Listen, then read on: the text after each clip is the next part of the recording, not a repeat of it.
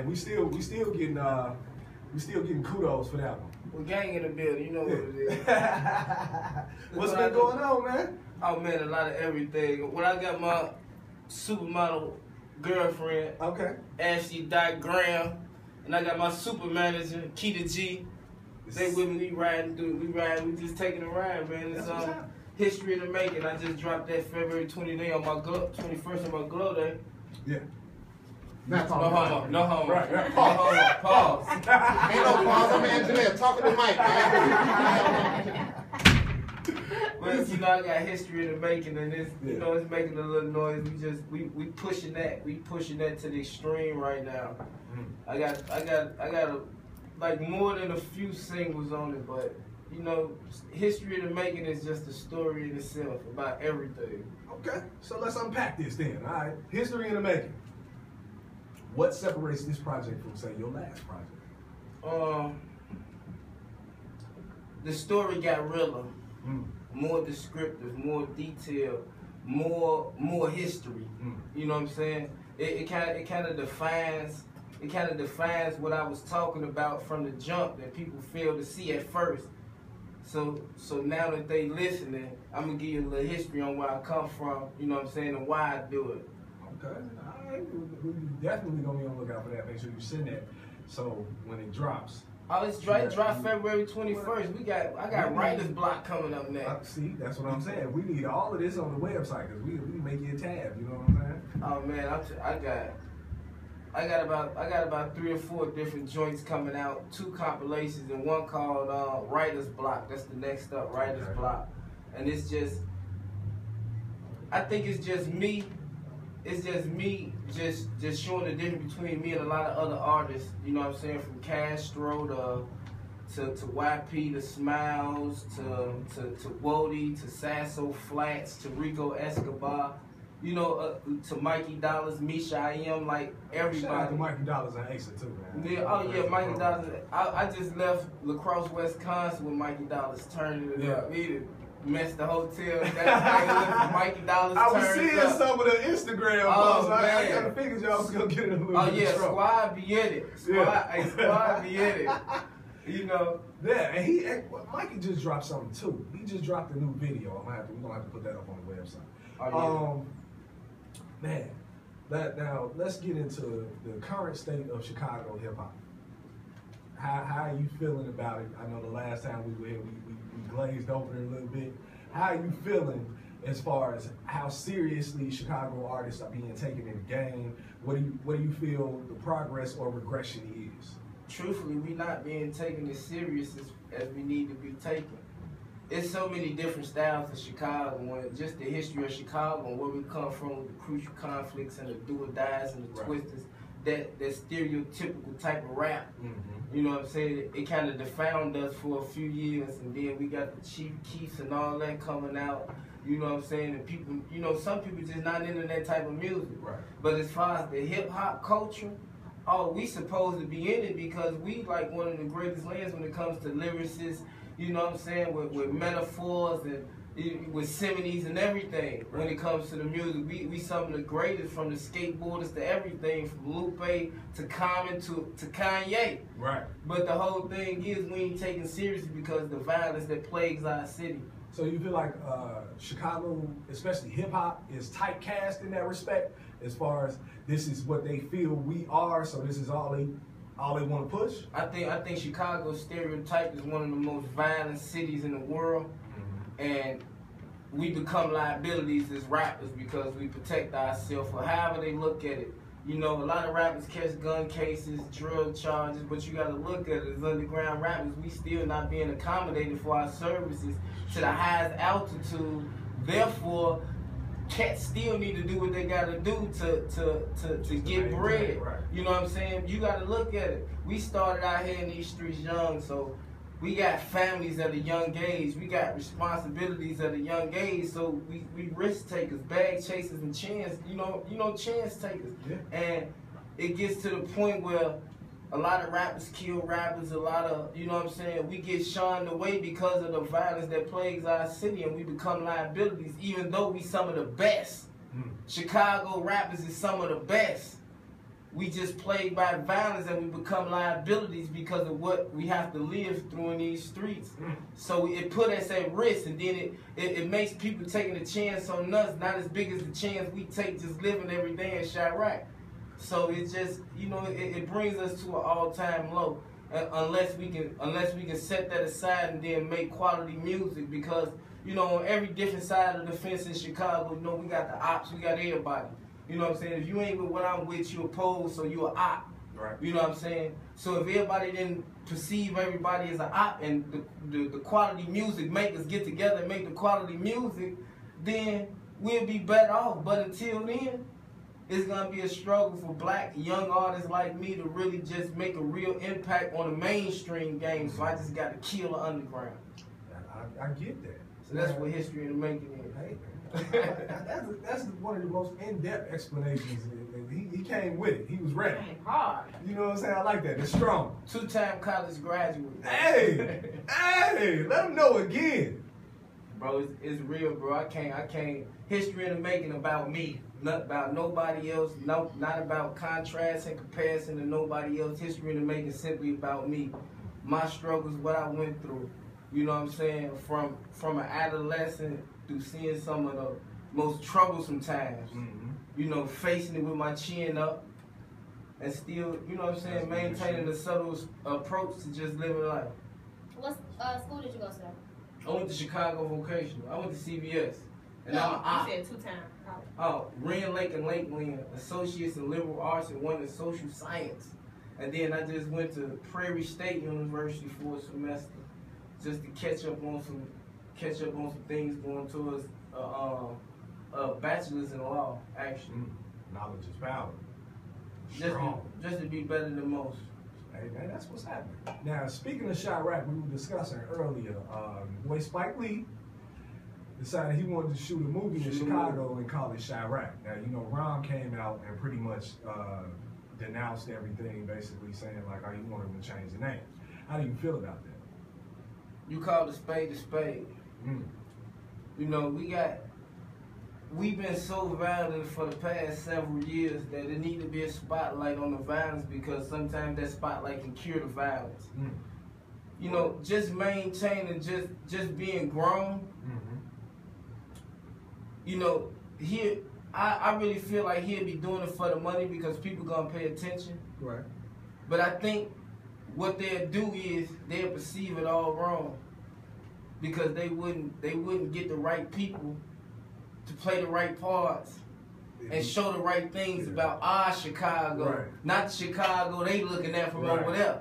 I'm talking about people that's really in it. They go get all the fakest rappers. That's what we were just talking about, as far as who is he going to cast in this movie. You know what I'm saying? Is he going to pull an empire and try to employ Chicago, or is he going to outsource a movie about Chicago to people who are not from here? And I feel like if you outsource a movie like this, it's not authentic at that point. Because they're not going to understand the struggle. They're not going to understand what it is to truly grow up in this place. Only somebody from here can truly convey on screen what it really takes and what it really feels like to live here and grow here. Now, I mean, it's his movie, so he's going to do what he want to do, but in my opinion, it's something that shouldn't be outsourced. But see how he gonna do it, he gonna do it just like Empire. Empire to me is fictitious. I mean, yeah. But it also gets the views. It also pays the bills and get the money. So if he got to incorporate somebody that they gonna watch to play a kingpin in Chicago, like a big actor, they doing it for the money.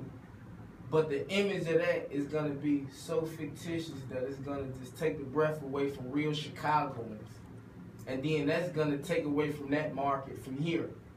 One of the biggest markets, because we know the truth. Exactly. Chicagoans know the truth.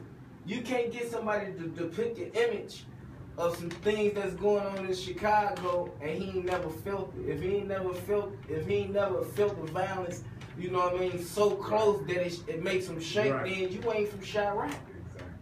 This Chicago better known as Chirac because of the history that, you know, of the violence that plagues us. But it's better people. It's realer people. It's smarter people. We just not given an opportunity nor the chance to reach our full potential because of what plagues us in our city. And that's a lot of hate amongst each other. Because it ain't even about no blocks no more. It's get made up as you go along. Because you don't like, because he dished you on the song, but neither one of y'all noticed or known. Right. And you kill this man. Welcome to Chirac. It's true. It's true. Now, speaking of how the perception of the music, and we touched on this last time you were here, but you know, a lot more has happened with these same people we were talking about then, as far as these the Young Thug and the Wayne and the Baby situation. I'm trying to be politically correct because I got my own feelings about this, and Young Thug, he's gaining his buzz.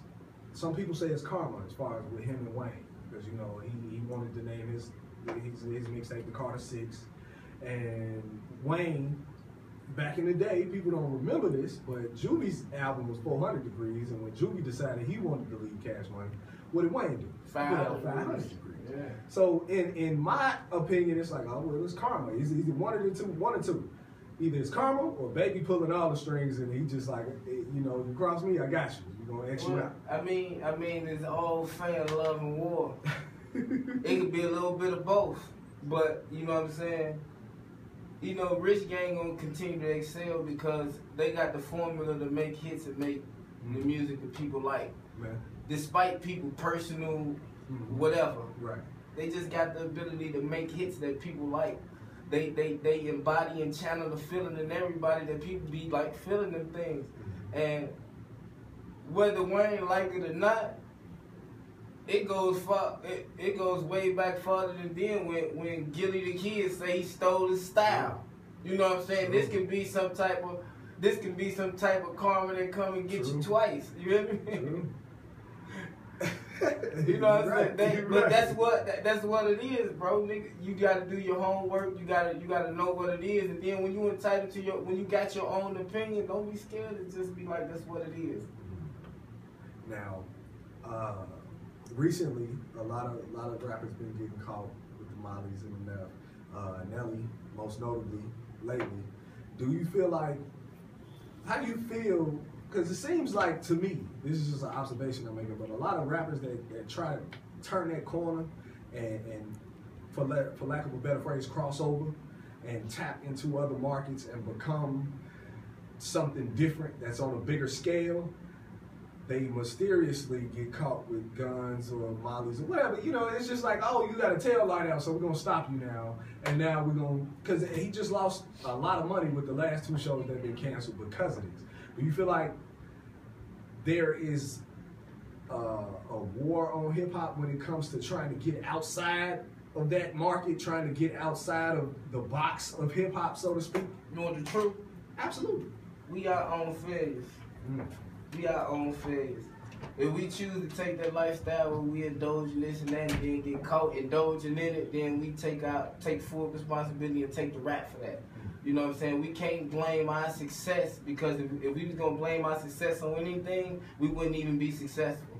If you wanted to point a finger, why you going to get successful to point it at somebody else and blame it on you being this or you being that they out to get you? I can say the ops out to get me every day if I come out of my tire flat or it rain and my windshield wipers don't work. The ops out to get me. Damn, they don't want me see. You know what I'm saying? They don't want me ride. They sabotaging it. But we be our own worst enemy. Just like when T.I. got into his situation, he was his own worst enemy. Because reaching the peak of success and going where he was going with it, it was unnecessary from you know what I'm saying, from an outside perspective. But that just goes back to saying, when they think rap is getting all this money and being just local underground rappers thinking we getting all these money for shows, and then we get caught with a gun and some bags, and they be like, what is he doing? He a rapper, boy. This ain't paying no bills. So I don't understand the in-depth situation of what goes on, but from my point of view and the level that I stand, it be that. So I'm pretty sure that it be that on every level. People ain't clocking as much as they want to clock, but people ain't getting as much as they want to get, and they ain't reaching the heights that they want to reach. So it's alternate ways to get there, and they choose alternate routes, but them alternate routes don't always be the best choice or the best decision, and therefore it lands them in a jam. Me, people I know, people I don't, everybody get caught in the jam when they make that one decision that it's not right. True. So that's, that's why I stand on that. I stand on being real in the eyes, of, on radio, on camera, anything at all times, because you're going to get called on that. You're going to always get called on something real. And you just got to always be prepared. And the only way to be prepared is just stay real from the jump, and all the way through it, you're going to be real. And when they call you on it, you 100. 100. Well, I love interviewing this dude, man. I really do, because we do some whack interviews with some whack rappers. It's not fun. It's not. But it's part of the job, you know what I'm saying? Some days. I listen. You talk about shade. And that was all of y'all DM, like, so y'all really. Right, this dude on the radio, and you get me in there. He was in, you know, like so much like Rob, for real? Like Rob, for real, you just really just gonna disregard the fact and put these guys, who is these guys? No, man, you know, we be months out. So it's like they come and they do what they come and they go. Right. I was listening to, or rather reading an article from Tech 9 earlier this week, and it was about the difference between going, he turned down, I think about $70 million from a major. And his explanation basically his explanation of why he was staying independent. I wanted to get your feedback on that. I read that. Like, how do you feel about that? Do you feel that a better route is independent, or like what's on Jude's plate as far as what you getting ready to eat? What do you want from the industry? Do you want a major deal if it comes and the numbers are right, or would you do the Tech 9 route and just make sure all of it comes to you? Truth. I pick truth. Coming from where I came from 71st and Paxton. Yeah. We never had nothing. $1,000, we was rich in the hood. We rap for free in front of the corner store. I rap for free in the lunchroom and didn't even know how to rap. I done battled cats on the corner and never knew how to rap until 2007. But I was doing it. And we did it for nothing. Now when people give a young black man a chance, he listen to everybody and everything around him. And they always tell him independent is the best way. I got my own record label. I've been independent. The deals that I turned down was like 360 deals. Of course. Those deals is not for nobody who come from nothing. But when you work hard enough where they offer you a deal like $70 million, screw what you've been through. Because that $70 million to make it right, because you can make a change with it. And when you make that change, that's when you transition. You don't turn that down. I don't care how much, you ain't rich. I mean, you don't get enough money. Now Tech, when I caught up with Tech at the One Shot taping with Sway and Twisted and everybody else a couple months ago. Now Tech made $30 million last year. Is that enough? I mean, if you add up 5 years of $30 million, something close. I would assume that's why he turned it down. What's his monthly budget? Now, who don't need $70 million? I mean, if you making, give me $100 million and then offer me 70, I'm gonna take that 72. You hear me? Because you say you taking it off. You have to. It's a craft. It's a craft. It's an art. It's just like a hustle. You figure out a way to take this $70 million and disperse it into 7 different ways to make money. 7 different revenue streams. 7 different revenue streams, and you make that $70 million make you money, then you ain't broke. Because you can spend that $30 million and be broke. You can make that $70 million work for you and do the craft and the art that you love to do. It's just like doing it on the house. If you don't want to take $70 million, give me $7 million. Give me $700,000 right now. Screw it, give me $7 grand. And watch what I make it do. I'm a hustler, I come from Chirac. Now, a lot of artists, when it comes to the majors and the the deals and staying independent and going major. Control, especially creative control. Creative control, yeah. Is what drives a lot. At least I feel like is what drives a lot of different decisions made by artists. And now, if let's say they want to give you 70 million, but you have to relinquish creative control, is it worth it then? We can negotiate creative control. Your 70 million bought you 70% of creative control. But you gotta understand this. You wouldn't have liked me if my creative control didn't draw you in. True. So you gonna go more off of what I say I'm doing than what you really want me to do because of the way I'm gonna do it. It wasn't your creative control that draws you to me. It was my creative control that brought you my way. Which means you can have whatever you want, but at the end of the day, I'll be in complete control because guess what? I'm banking that 70 million on what you want. You're a consumer. Now it's becoming you're a consumer. These people who picking us up, they become consumers. They buying into us. So what is it that you want? You want 12 songs like this, 3 songs like this, and 1 song like this? No problem. For 70 million, you can get that. It becomes a business. See, people fall into making music for them. They fall in love with the image of I made this music for me and the world gonna love it. That's one way of thinking. But I'm making the music for the world and I'm gonna love it. And I'm gonna love doing it. That's the difference between Prophet Jewel and whoever else out there making music. I love it. Man, shout out to Prophet Jewel. Stop doing us. Always a great interview, man. Hopefully we get more with him coming up after the break. But y'all know it's Threes Company Radio, threescompanyradio.com. Coming up after the break, we got our Ratchet Report, What Would Jewel Prophet, and of course our Kufino of the Week.